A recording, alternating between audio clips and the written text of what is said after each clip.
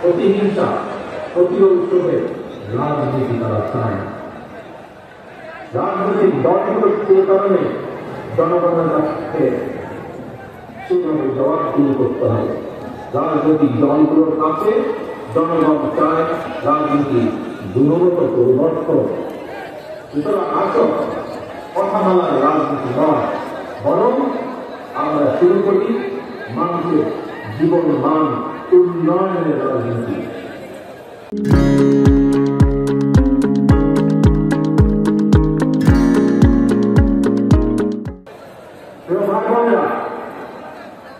জনগণের জীবন মান উন্নয়নের ক্ষেত্রে সবচেয়ে বড় ভূমিকা নিতে হবে ভবিষ্যৎ বাংলাদেশ, এবং সেটি হচ্ছে তোমরা আজকে যারা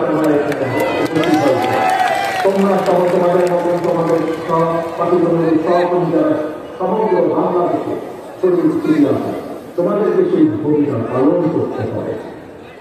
সেটি জ্ঞানী বিজ্ঞানী হোক, শিক্ষা দীক্ষায় হোক, মেধা মাননী হোক, তোমাদের নিজেদেরকে গড়ে তুলতে হবে। এবং শুধু নিজেদেরকে গড়ে তুললে চলবে না, নিজেদেরকে গড়ে তোলার পাশাপাশি দেশকে গড়ে তুলতে হবে, বাংলাদেশকে গড়ে তুলতে হবে। বন্ধুরা, সেই সমান মহান লক্ষ্যকে সামনে রেখে বাংলাদেশ জাতীয়তাবাদী দলের বিএনপি আগামী দিনের নীতি, ধর্মীয় সামাজিক মূল্যবোধ উচ্চকিত মানবিক মানুষ গড়ার রাজনীতি করতে চায়। বিএনপির আগামী দিনের নীতি কর্মসংস্থান সৃষ্টি আর নিরাপদ কর্ম পরিবেশ নিশ্চিত করার রাজনীতি। আজকের এই জনসংখ্যাকে জনসম্পদে রূপান্তরিত করার রাজনীতি, মানবিক মূল্যবোধ উজ্জীবিত কর্মমুখী শিক্ষা, কারিকুলাম প্রণয় এবং বাস্তবায়নের রাজনীতি। এই বিষয়গুলো যেহেতু তোমরা ছাত্র দল, তোমরা যেহেতু ছাত্র সমাজের অংশ, সেজন্যই আজকে তোমাদের সাথে সরাসরি সম্পৃক্ত এরকম দুই চারটি বিষয় তোমাদের সামনে আমি তুলে ধরব। আমি মনে করি সকল ছাত্র ছাত্রীকেই কোনো একটি রাজনৈতিক সংগঠনের সদস্য হতে হবে, এটি কোনো জরুরি বিষয় নয়। তবে প্রত্যেক শিক্ষার্থীকে যার যার অঙ্গনে সফল হওয়ার জন্য নিজেদেরকে যোগ্যতম হিসাবে গড়ে তোলার প্রচেষ্টা থাকা সবচাইতে বেশি জরুরি। তোমরা তোমাদেরকে যোগ্য নেতৃত্ব হিসেবে গড়ে তুলবে, এটি জরুরি। তবে একই সাথে একটি জরুরি কথা মনে রাখতে হবে, যোগ্য নেতৃত্বের অর্থ শুধুমাত্র নেতা কিংবা নেতৃত্বের অর্থ শুধুমাত্র কোন একটি রাজনৈতিক দলের পদবী অর্জন কিংবা শুধু ভবিষ্যতে এই জীবনে একটি ভয় নয়, বরং শিল্প, সাহিত্য, সংস্কৃতি, শিক্ষা, স্বাস্থ্য, কৃষি কিংবা ব্যবসা প্রত্যেকটি সেক্টরেই দক্ষ নেতৃত্ব প্রয়োজন। কারণ এই সবগুলো সাবজেক্টের সাথে দেশের সামনে এগিয়ে যাওয়া সম্পর্কিত। তোমাদের নিজেদেরকে দক্ষ এবং যোগ্য হিসাবে গড়ে তুলতে হবে। প্রত্যেকটা সেক্টরে তোমাদের যোগ্য নেতৃত্বই একমাত্র পারে আগামী বাংলাদেশকে বদলে দিতে, সত্যি কাঙ্ক্ষিত বাংলাদেশ গড়ে তুলতে। প্রিয় ভাই বোনেরা, প্রিয় সহকর্মীবৃন্দ, বন্ধুবৃন্দ, শিক্ষা জীবন শেষে একজন শিক্ষার্থী কিভাবে সহজে তার কর্মজীবন শুরু করতে পারে, এটি কিন্তু প্রত্যেকটি শিক্ষার্থী, ছেলে মেয়ে যে হোক না কেন, প্রত্যেকটি শিক্ষার্থীর জন্য একটি অত্যন্ত চিন্তা বা ভাবনার বিষয়। ভবিষ্যতে শিক্ষার্থীদেরকে যাতে কর্মসংস্থান নিয়ে হতাশায় পড়তে না হয়, আমাদের দল বাংলাদেশ জাতীয়তাবাদী দল বিএনপি সেই আলোকেই শিক্ষা ব্যবস্থার সংস্কার এবং জব অপরচুনিটির জন্য কর্ম পরিকল্পনা বা প্ল্যানিং তৈরি করছে। আমরা মনে করি একাডেমিক স্টাডির পাশাপাশি শিক্ষার্থীদেরকে যদি স্কুল পর্যায়ে থেকে নিজ নিজ ক্ষেত্রে অর্থাৎ যার যেটি ইন্টারেস্ট, এই ক্ষেত্রগুলোতে পলিটিক্যাল নলেজ বা রাজনৈতিক জ্ঞান অর্জনের দিকে ব্যবস্থা করে দেওয়া যায়। এই ধরনের শিক্ষা ব্যবস্থায় শিক্ষার্থী যারা থাকবে বা থাকা অবস্থাতে একজন শিক্ষার্থীর বাস্তব কর্ম অভিজ্ঞতা তৈরি হয়, তাহলে একজন শিক্ষার্থী স্কুল, কলেজ বা বিশ্ববিদ্যালয় শেষ হলে অথবা লকআউট হলে তাকে বেকারত্বের অভিশাপ তাকে পড়াতে হবে না। বাস্তব অভিজ্ঞতা থাকলে একজন শিক্ষার্থী ইতিহাস, ভূগোল অথবা অন্য যে কোনো সাবজেক্টে লেখাপড়া করুক না কেন, বিশ্ববিদ্যালয় 4 বছর শেষ করার পর চাকরির জন্য তাকে আমরা ধরে নিতে পারি সময় অতিক্রম করতে হবে না। সেই লক্ষ্যটাকে সামনে রেখে যদি স্কুল পর্যায় থেকে ব্যবহারিক এবং কারিগরি শিক্ষার উপর জোর দিয়ে আগামী দিনে শিক্ষা কারিকুলাম ধীরে সাজানোর কাজ করছে এবং আমাদের কলেজ থেকে আমাদের দলের ভিতরে যারা এই ব্যাপারে এক্সপার্ট আছেন সেই বিশেষজ্ঞ টিম এর মধ্যেই দায়িত্ব দেওয়া হয়েছে, তারা সেইগুলোকে সেভাবে তৈরি করছে, সেই কাজগুলোকে সেভাবে তারা তৈরি করছে। বন্ধুরা,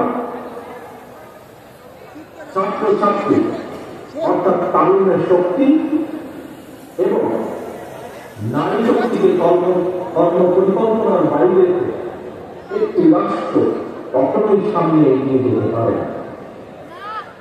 আমি এর আগেও কয়েকবার বলেছি, আজও তোমাদের সামনে আমি তুলে ধরতে চাই। এই যে গ্লোবালাইজেশনের যে এই সময় নারী পুরুষ সকলের সামনে কিন্তু সকল সম্ভাবনার দ্বার উন্মুক্ত।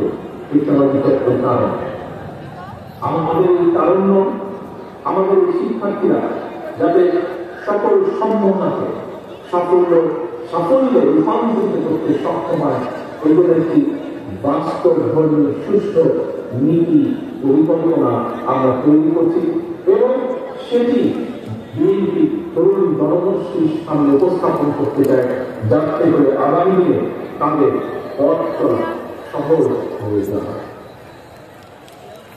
বন্ধুরা, তথ্য প্রযুক্তির এই সময় বিশ্ব বাজারের সঙ্গে দক্ষতা এবং যোগ্যতার প্রতিযোগিতায় যদি টিকে থাকতে হয়, তাহলে অবশ্যই তোমাদের সকলকে তথ্য প্রযুক্তি এবং কারিগরি শিক্ষায় দক্ষতা অর্জন করতে হবে।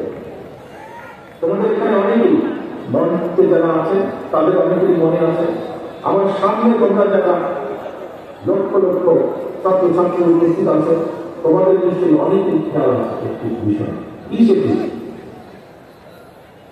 শেষবার দুর্নীতি যখন সরকার পরিচালনার দায়িত্বে ছিল 2005 সাল, সেই সময় মাইক্রোসফটের প্রতিষ্ঠাতা বিল গেটস বাংলাদেশ সফর করেছিলেন। সেই সময় পর্যায়ক্রমিকভাবে দেশের 10,000 শিক্ষক এবং 2 লক্ষ শিক্ষার্থীকে আইটি প্রশিক্ষণ দেওয়ার জন্য বাংলাদেশের সঙ্গে 3 বছর মেয়াদী একটি চুক্তি সম্পন্ন হয়েছিল। ইনশাআল্লাহ আগামী দিনে জনগণের রায় বিএনপি আবারও রাষ্ট্র পরিচালনার দায়িত্ব পেলে এইবার আমরা স্কুল পর্যায়ে থেকে শিক্ষা কারিকুলামের ভেতরে আইসিটি এবং কারিগরি শিক্ষার ব্যবস্থা দিতে আমরা প্রবর্তন করব। শুধু এটাই না, অপশন না, বরং কম্পালসারি বিষয় আমরা খেলাধুলা এবং আর্ট এবং কালচারকেও আমরা শিক্ষা কারিকুলামের ভিতরে নিয়ে আসবো, যাতে সেটির ভিতরে সেটির মধ্যে ওই সাবজেক্টগুলো যাতে প্রত্যেকটি ছাত্রকে যার যদি পছন্দ সেই অনুযায়ী সে দক্ষতা অর্জন করতে সক্ষম হয়। তোমাদের সামনে যেহেতু ভবিষ্যৎ, তোমাদের দেশকে গড়ে তুলবে তোমরা ভবিষ্যতে ইনশাআল্লাহ। তোমাদের সহকর্মী যারা শহীদ হয়েছে, সেই শহীদদের কাঙ্ক্ষিত বাংলাদেশ তোমরা গড়ে তুলতে হলে নিজেদেরকে সেভাবে যোগ্যতার ভাবে গড়ে তুলতে হবে। এখন আরেকটি সাবজেক্ট তোমাদের সাথে আরেকটি পরিকল্পনা সংক্ষেপে তোমাদের সামনে তুলে ধরতে চাই। কিভাবে আমরা আমাদের ভবিষ্যৎ প্রজন্মকে যোগ্য হিসাবে গড়ে তুলতে চাই তার একটি ছোট্ট পরিকল্পনা। তোমাদের সামনে আবার তুলে ধরছি। একাধিক ভাষা জানা যে কোনো ব্যক্তির জন্যই দেশেই হোক বিদেশি হোক নিজের মেধা এবং যোগ্যতাকে কাজে লাগানোর সুযোগ সবচাইতে বেশি। এবং এই কারণে দুই তিনটি বিশেষ করে তরুণ প্রজন্মের সামনে একাধিক ভাষা শেখার সুযোগ তৈরি করে দিতে পারে। বর্তমানে স্কুল বা কলেজগুলোতে যেভাবে বাংলা স্বাভাবিকভাবে আছে, বিভিন্ন সাবজেক্টের কারণে ইংরেজিও শেখার সুযোগ আছে। কিন্তু এই ইংরেজি ভাষার উপরে আমরা বিশেষভাবে আলাদাভাবে আমরা এক্সারসাইজ দিতে চাই, জোর দিতে চাই, যাতে আমাদের ভবিষ্যৎ প্রজন্মের ছাত্রছাত্রীরা এই ভাষাটাকে আরো দক্ষভাবে ব্যবহার করতে পারে, দক্ষভাবে শিখতে পারে। কিন্তু শুধু তাই নয়, এটার পাশাপাশি আমরা আরো কতগুলো ভাষা রাখতে চাই, যেই ভাষাগুলো জানা থাকলে আমাদের ভবিষ্যৎ প্রজন্ম, আমাদের ছাত্রছাত্রীরা পৃথিবী যেখানে যাক দেখেন তারা সেই দেশে যে কোনোভাবে কর্মসংস্থান ব্যবস্থা করতে পারবে। আমরা কিছু ভাষা আমরা ইন্ট্রোডিউস করব, হতে পারে আরবি, হতে পারে ম্যান্ডারিন, জার্মান, ফ্রেঞ্চ, জাপানিজ সহ এরকম কয়েকটি ভাষা আমরা রেখে দিব। এর ভিতর থেকে ছাত্র বা ছাত্রী তার ইচ্ছে মতো, তার খুশি মতন সে বেছে নিবে কোন তৃতীয় ভাষাটি সে শিখতে চায় বা দ্বিতীয় ভাষাটি শিখতে চাইছে। এবং সম্ভব আমরা তৃতীয় ভাষাটি ইন্ট্রোডিউস করবো প্রাইমারি লেভেলে, এবং ক্লাস 6 এর পরে সেকেন্ডারি লেভেলে আমরা চতুর্থ একটি ভাষা আমরা আরো ইন্ট্রোডিউস করবো। অর্থাৎ নিজের ভাষার পাশাপাশি একজন ছাত্রছাত্রীকে আমরা চেষ্টা করব ইংরেজি সহ আরো দুটি ভাষা জ্ঞান তাকে দেওয়ার জন্য। এবং এই ভাষা শিক্ষাটাকে কিভাবে পৌঁছে দেওয়া যায় শিক্ষার্থীদের কাছে, কোন ক্লাসের কোন লেভেল থেকে কোন ভাষা থেকে কিভাবে শিক্ষা দেওয়া যায়, সেটির বিষয় দলের ভিতরে একটি টিম কাজ করতে যারা এই বিষয়ে এক্সপার্ট হিসাবে রয়েছে। ভাষা শিক্ষার সুযোগ সৃষ্টির পাশাপাশি আমরা আরো কতগুলো বিষয় ক্লাস 12 পর্যন্ত আমরা অ্যাড করতে চাই, ইন্ট্রোডিউস করতে চাই, সংযুক্ত করতে চাই। আমরা কি সেটি স্কুল কলেজ পর্যায়ে থেকে শিক্ষার্থীদের জন্য আমরা কতগুলো প্র্যাকটিক্যাল সাবজেক্ট আমরা রাখতে চাই, যেমন ডেন্টাল হাইজিনিস্ট বা মেডিকেল টেকনিশিয়ানের মতো বিভিন্ন টেকনিক্যাল বিষয়, থিওরিটিক্যাল এবং প্র্যাকটিক্যাল নলেজ অর্জনের সুযোগ আমরা তৈরি করতে চাই। এবং ইনশাআল্লাহ আগামী দিনে জনগণের রায় বাংলাদেশ জাতীয়তাবাদী দেশ পরিচালনার দায়িত্ব করতে দ্রুততার সঙ্গে এই বিষয়গুলো আমরা শিক্ষার্থীদের জন্য ইন্ট্রোডিউস বা বাস্তবায়নের কাজ শুরু করবো, বাস্তবায়ন করবো। ভাই বোনেরা, এবার তোমাদের সামনে আমাদের আরেকটি চিন্তা, আরেকটি পরিকল্পনার কথা তোমাদের সামনে তুলে ধরতে চাই। যে পরিকল্পনা বাস্তবায়ন করতে পারলে তোমরা এবং তোমাদের মতন লক্ষ কোটি তরুণ যুবক শিক্ষাঙ্গনের পরিধি পেরিয়ে শিক্ষা জীবন শেষ করে সহজে যাতে তাদের জীবিকা নির্বাহ শুরু করতে পারে, সেই জন্য একটি ছোট্ট পরিকল্পনা, আরেকটি পরিকল্পনা তোমাদের সাথে তুলে ধরতে চাই। তোমরা জানো সারা বিশ্বে বর্তমানে অনলাইনে কেনাকাটা হয় এবং জনপ্রিয়তা পাওয়ার কারণে অ্যামাজন, আলিবাবা এই ধরনের ইবে এই ধরনের বিশ্ব বিখ্যাত ই কমার্স প্ল্যাটফর্মে হাজারো পণ্যের চাহিদা বেড়ে চলেছে প্রতিদিন। আমরা এই সুযোগটাকে কাজে লাগাতে চাই। এই সুযোগে দেশে আন্তর্জাতিক মানে ক্ষুদ্র ক্ষুদ্র ক্ষুদ্র অনেক এবং মাঝে শিশুর উৎপাদন বাড়িয়ে বিশ্ববিখ্যাত এই সকল ই কমার্স প্ল্যাটফর্মে বাংলাদেশের তৈরি পণ্য সরবরাহ করতে চান। এবং এটি কোনো অসম্ভব ব্যাপার না।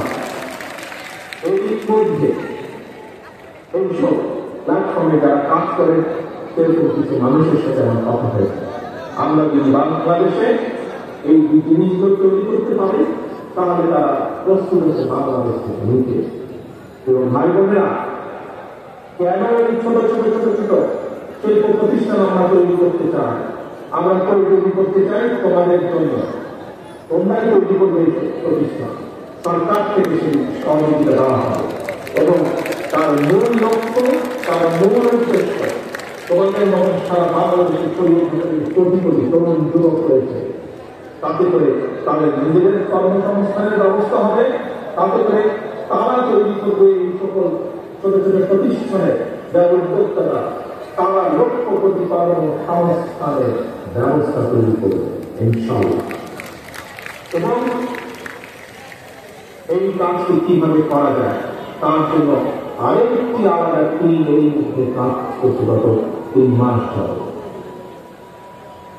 আমরা চাই দেশে বহু সংখ্যক ক্ষুদ্র এবং মাঝারি শিল্প উদ্যোক্তা তৈরি করতে, যারা ভবিষ্যতে যারা আসবে তোমাদের সেই সকল উদ্যোক্তারা, যারা আসবে তোমাদের মতন সারা বাংলাদেশকে ছড়িয়ে ছিটিয়ে থাকা তরুণ যুবকদের মাঝ থেকে আসবে না। এবং সরকারের পক্ষ থেকে, রাষ্ট্রের পক্ষ থেকে আমরা তাদেরকে অর্থনৈতিক সহায়তার সর্বোচ্চ চেষ্টা করব। আসো এবার আরেকটি আইডিয়া তোমাদের সামনে বা আরেকটি পরিকল্পনা তোমাদের সামনে তুলে ধরি। দেশে বর্তমানে তরুণ প্রজন্মের প্রায় 10 লক্ষের বেশি ভাই বোন ফ্রিল্যান্সিং কিংবা আউটসোর্সিং এর মাধ্যমে বৈদেশিক মুদ্রা, 100 কোটি বৈদেশিক মুদ্রা অর্জন করছে। তবে এই কাজ যারা করছে তাদের একটি সমস্যা, হয়তো এখানে তো কাজ যারা লক্ষ্য এটা করে উপস্থিত করেছে, লক্ষ্য সমর্থক, লক্ষ্য ছাত্রছাত্রী উপস্থিত হয়েছে, তোমাদের মধ্যে হয়তো অনেকেই এই ভিতরে এই কাজের সাথে সম্পর্কিত। যারা এই কাজের সাথে সম্পর্কিত এবং যারা বলতে চাইছে কিন্তু বলতে পারছে না, একটি সমস্যা সকলেই ফেস করছে। সেই সমস্যাটি এই যে তারা যাদের কাজ করছে তারা তাদেরকে পাওনা টাকা পাঠাচ্ছে বৈদেশিক মুদ্রা, এটি দেশে আনা সম্ভব হচ্ছে না, অর্থাৎ আন্তর্জাতিক দুর্নীতির সমস্যা হচ্ছে। এই সমস্যা সমাধানের জন্য আমরা এর ভিতরে সংশ্লিষ্ট